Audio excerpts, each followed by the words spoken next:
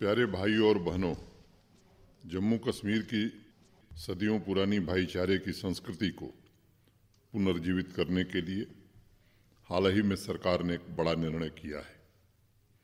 1989-90 में हजारों परिवारों को पड़ोसी मुल्क के आतंक के चलते रातों रात अपनी चल अचल संपत्ति छोड़कर कश्मीर वैली से भागने पर मजबूर किया गया था। उसमें से 44,000 परिवार जम्मू कश्मीर रिलीफ तथा रिहेबिलिटेशन डिपार्टमेंट के साथ पंजीकृत हैं। प्रशासन ने फैसला किया है कि जिन परिवारों को अपनी ज़मीन, जायदाद, मकान औने पौने दामों में बेचने पड़े थे, उन्हें न्याय दिलाया जाएगा। कुछ शिकायतें ऐसे भी आई थीं कि बहुत से परिवारों को मजबूरी में डिस्ट्रेस सेल के लिए विवश होना पड़ा। ऐसे सभी पीड़ित परिवार सीधे अपना आवेदन इस वेबसाइट पर सबमिट कर सकते हैं और प्रशासन शिद्दत से कोशिश करेगा कि उनकी संपत्ति एक समय सीमा के भीतर उन्हें प्राप्त हो जाए। 1997 में इसके लिए एक अधिनियम लाया गया था, लेकिन किन्हीं परिस्थितियों में वो लागू नहीं हुआ। मैं मानता हूँ कि न्याय में विलंब का मतलब धर्म की पराजय है, इसलिए हम इस प्रक्रिया को पूरा करने के लिए दृढ़ संकल्पित हैं। कश्मीर वैली में आम जनता की भी यही मंशा है कि ऐसे सभी परिवार जो अपनी मिट्टी, अपना वतन छोड़कर चले गए हैं, वो फिर से वापस आएं, क्योंकि समाज का ताना बाना उनके बिना अधूरा है। जम्मू कश्मीर प्रशासन की पूरी कोशिश है कि सर्वजन हिताय सर्वजन सुखाय च, इस मंत्र की भावना के साथ भाईचारे के समृद्ध इतिहास को पुनः इस धरती पर सभी लोग पनपता हुआ देख सकें। जम्मू से संजय कुमार पंडिता जी ने लिखा है कि प्राइमरी स्कूलों में शारदा लिपि की पढ़ाई शुरू करनी चाहिए ताकि नई पीढ़ी को कश्मीरी मातृभाषा के उद्भव के बारे में बताया जा सके और वह उन्हें आने वाली पीढ़ियों के लिए संरक्षित रख सकें। पंडिता जी का ये भी कहना है कि शारदा लिपि अध्ययन को ऑप्शनल सब्जेक्ट के तौर पर जम्मू तथा कश्मीर यूनिवर्सिटी में ग्रेजुएट छात्रों के लिए शुरू किया जा सकता है और इस विषय से संबंधित जो मैन्युस्क्रिप्ट मौजूद हैं उसे छात्रों के लिए उपलब्ध कराने की आवश्यकता है। संजय जी, आपके सुझावों के लिए आपका मैं आभारी हूँ। मुझे व्यक्तिगत तौर पर आपका सुझाव अच्छा लगा, क्योंकि मैं मानता हूँ निज भाषा उन्नति है, सब उन्नति को मूल, बिनु निज भाषा ज्ञान के मिटे नहीं को सूल। भारतेंदु हरिश्चंद्र जी ने अपने इस दोहे में बहुत स्पष्ट रूप से यह संदेश दिया है कि मातृभाषा की उन्नति के बिना किसी भी समाज का उत्थान संभव नहीं है। मेरा इस बात पर पक्का यकीन है कि भाषा न सिर्फ संस्कृति बल्कि भाईचारे, मैत्री और एकता के लिए भी आवश्यक है। प्रशासन ने स्कॉलर्स के लिए स्टेट आर्काइव तथा जम्मू एवं श्रीनगर की दोनों स्टेट लाइब्रेरी में शारदा लिपि पर शोध करने की सहूलियत मुहैया कराई है और जो लोग इसकी डिजिटल प्रति प्राप्त करना चाहते हैं वो सुविधा भी प्रदान की जा रही है। प्राइमरी स्कूलों में इसे शुरू करने के आपके सुझाव पर शिक्षा विभाग सभी स्टेक होल्डर से बातचीत करके कोई रास्ता बनाए, इसका निर्देश जारी किया जाएगा। स्कूल एजुकेशन सेक्रेटरी से अनेक मौक़ों पर स्थानीय भाषाओं को ज़्यादा से ज़्यादा प्रमोट करने पर बातचीत हुई है और मैंने उनसे अपेक्षा की है कि प्रोफेसर, विचारक, भाषा विज्ञानियों के साथ मीटिंग करके सेमिनार एवं वर्कशॉप भी इस संदर्भ में आयोजित किए जा सकते हैं। नई शिक्षा नीति में भी इस बात पर बल दिया गया है। भाषा से संबंधित एक और पत्र आया है। डोडा के सदाकत अली जी ने लिखा है कि चिनाब वैली में बोली जाने वाली विभिन्न भाषाओं भलेसी, पादरी, भद्रवाही एवं सराजी के प्रमोशन के लिए Jammu Kashmir academy of art, culture तथा लैंग्वेज में अलग सेक्शन बनाया जाए। सदाकत जी, मुझे आपको ये बताते हुए प्रसन्नता है कि अभी कुछ दिनों पहले ही एकेडमी की मीटिंग में इन भाषाओं को प्रमोट करने के लिए हम सब ने विस्तार से चर्चा की थी। एक व्यापक कार्यक्रम बनाकर इन सभी भाषाओं को समृद्ध करने और प्रमोट करने के लिए प्रयास किया जाएगा। रामनगर, उधमपुर से चंद्रभूषण जी ने लिखा है कि जम्मू कश्मीर के हैंडीक्राफ्ट को नया जीवन देने के लिए प्रशासन को बदलते मार्केट के अनुसार लोगों को ट्रेनिंग देकर मार्केट लिंकेज की व्यवस्था करनी चाहिए। उन्होंने ये भी जिक्र किया है कि जम्मू कश्मीर के गांवों में काम कर रहे कलाकारों को अर्बन डिज़ाइनर से ट्रेनिंग की व्यवस्था कराई जा सकती है, जिससे नई एवं पुरानी कला के सम्मिश्रण से फ्यूजन के माध्यम से इंटरनेशनल मार्केट में जम्मू कश्मीर के आर्ट एवं क्राफ्ट को नया मुकाम हासिल कराया जा सके। हैंडीक्राफ्ट के विषय में ही रावलपुरा श्रीनगर के रहने वाले डॉक्टर आरिफ ने मुझे पत्र लिखा है।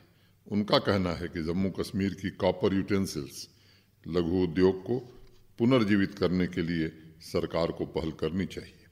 डॉक्टर आरिफ आगे लिखते हैं, कुछ दशक पहले श्रीनगर के अधिकतर इलाकों में इस क्राफ्ट को घर घर में प्रमोट किया जाता था और ज़्यादातर युवा नौकरी की बजाय इस उद्यम से जुड़ना पसंद करते थे।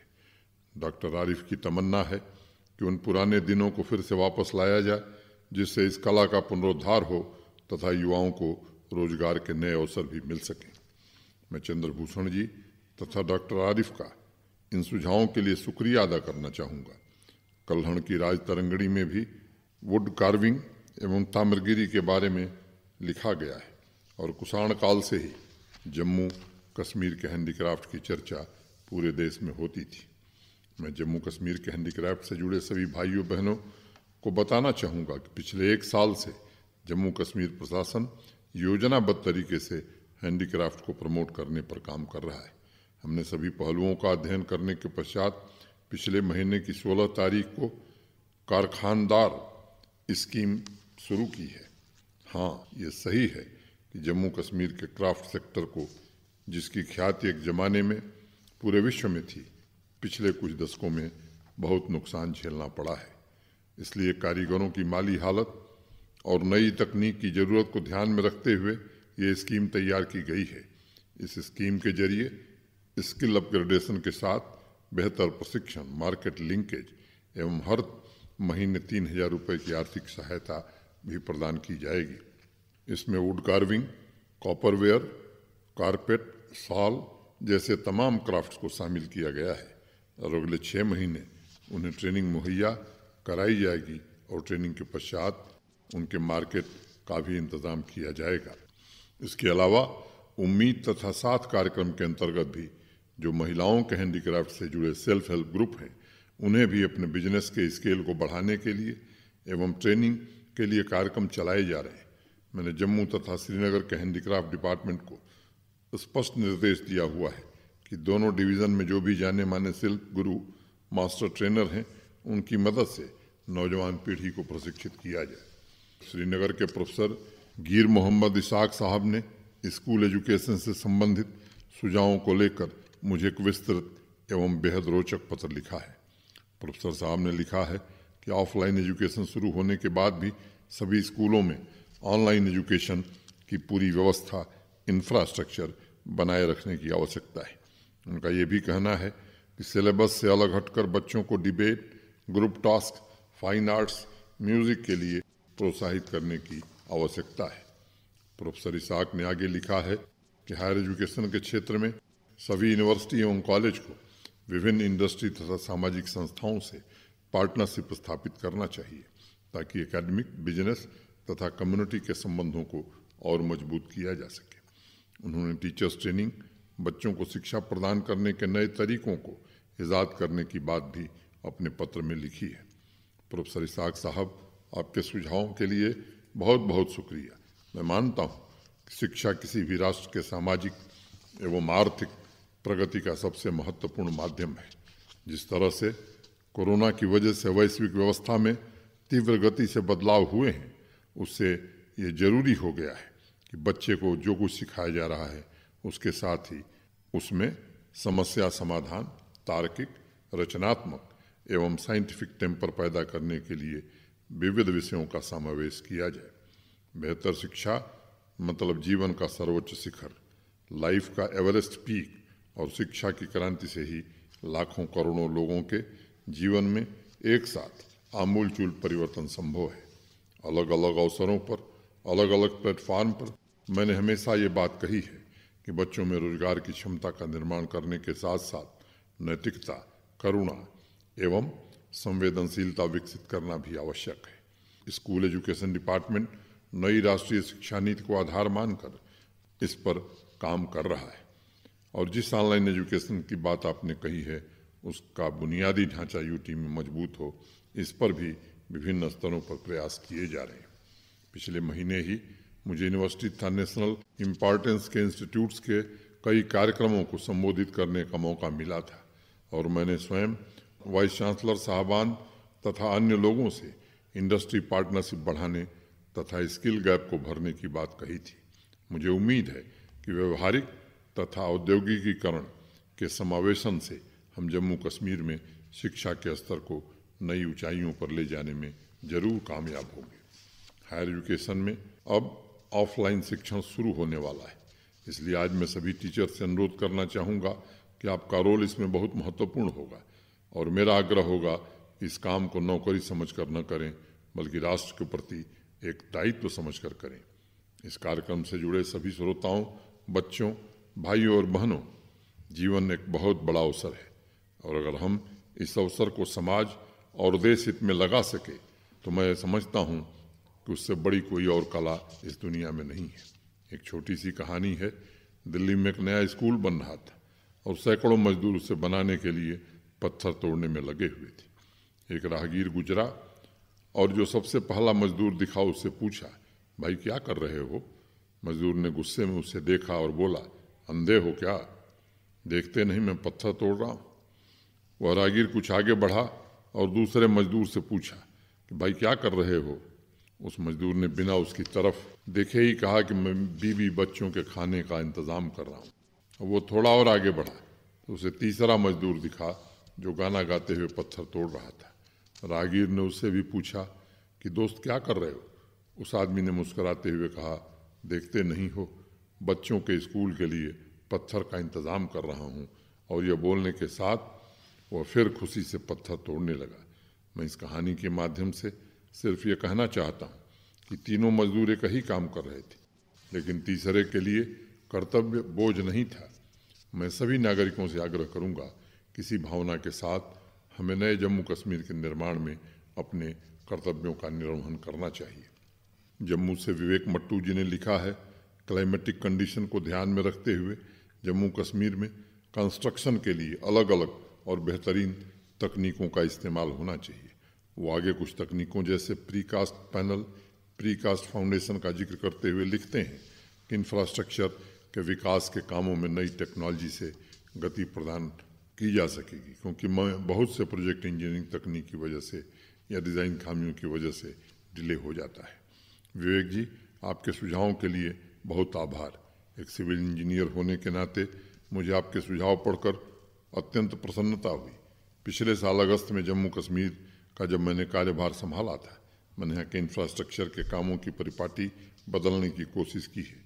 घोषणाओं की प्रथा समाप्त करके कंप्लीट प्रोजेक्ट अप्रूवल, जिसमें डिज़ाइन, फाइनेंशियल अप्रूवल भी शामिल है, उस पर बल दिया जा रहा है। परिणाम सबके सामने है। पिछले एक साल में विभिन्न योजनाओं के अंतर्गत रिकॉर्ड 21,943 प्रोजेक्ट पूरे किए गए। उसमें बहुत से ऐसे प्रोजेक्ट थे जो सालों से लटके हुए थे। कहीं ब्रिज बन गया था तो अप्रोच रोड नहीं बनी थी, कहीं आधा स्टेडियम बनाकर छोड़ दिया गया था। अब हर प्रोजेक्ट की जियो टैगिंग होती है, फिजिकल वेरिफिकेशन होता है, तभी उस प्रोजेक्ट के लिए पैसा रिलीज होता है। इसके साथ ही हर प्रोजेक्ट की टाइमलाइन भी अब लिखी रहती है।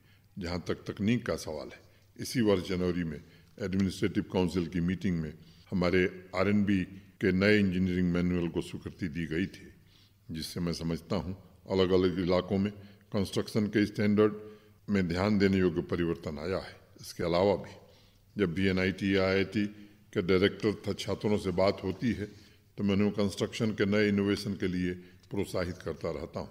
कुछ दिनों पहले मैं NIT श्रीनगर के छात्रों और अध्यापकों से रूबरू हुआ था। सड़क निर्माण में लगने वाली सामग्री को कैसे रिसाइकिल करके इस्तेमाल किया जा सकता है, या हॉट मिक्स प्लांट की जगह कोल्ड मिक्स सड़कें कैसे बन सकती हैं, इस पर उनसे हमने आग्रह किया था।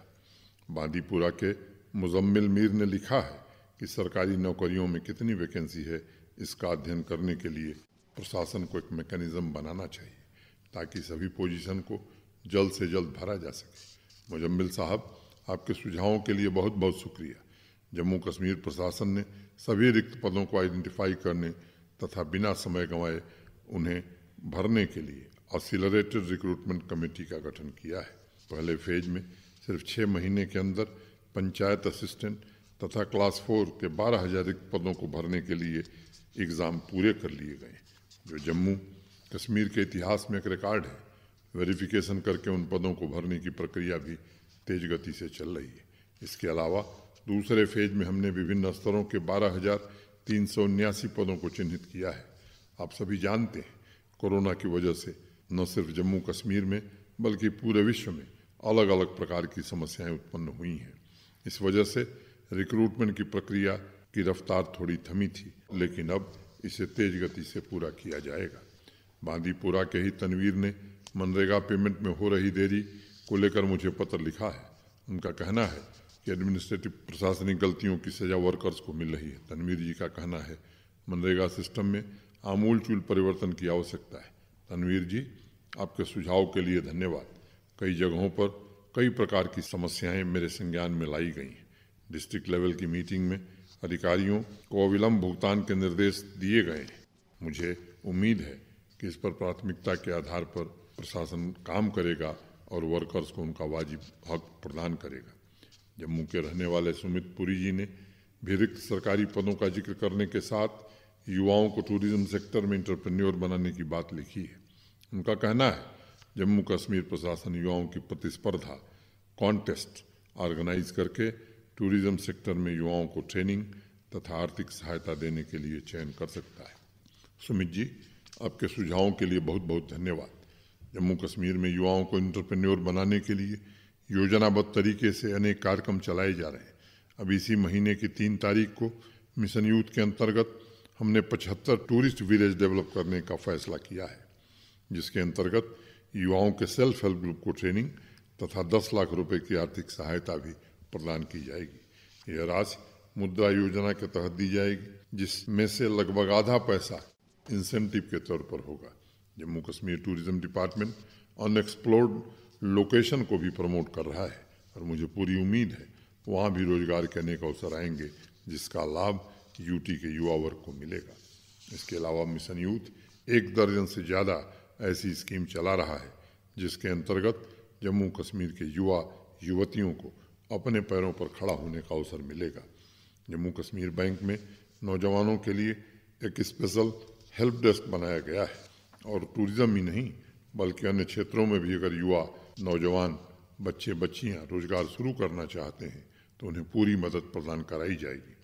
मैं जम्मू कश्मीर के सभी नागरिकों से कहना चाहता हूं कि पिछले साल के एक कार्यक्रम बैक टू विलेज के अंतर्गत पिछले अक्टूबर से अभी तक 4290 पंचायतों में 20,000 नौजवानों को इंटरप्रेन्योर बनाने के लिए आर्थिक सहायता प्रदान की गई है और मुझे बताते हुए प्रसन्नता है कि इसमें 4500 से ज़्यादा बच्चियां हैं।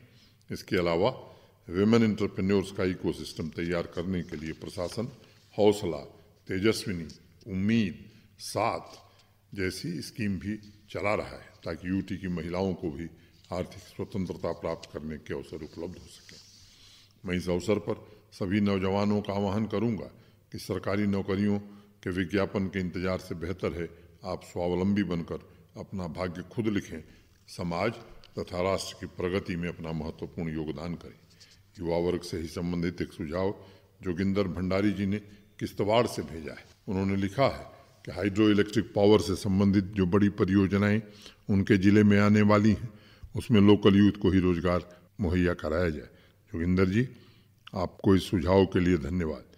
जब साल की शुरुआत में इन परियोजनाओं का MOU साइन हुआ था उसी वक्त मैंने स्वतः निर्देश दिया था और उस समय भारत सरकार के ऊर्जा मंत्री ने भी स्पष्ट निर्देश दिया था कि ज़्यादा से ज़्यादा लोकल यूथ को, स्थानीय नौजवानों को रोजगार दिया जाना चाहिए।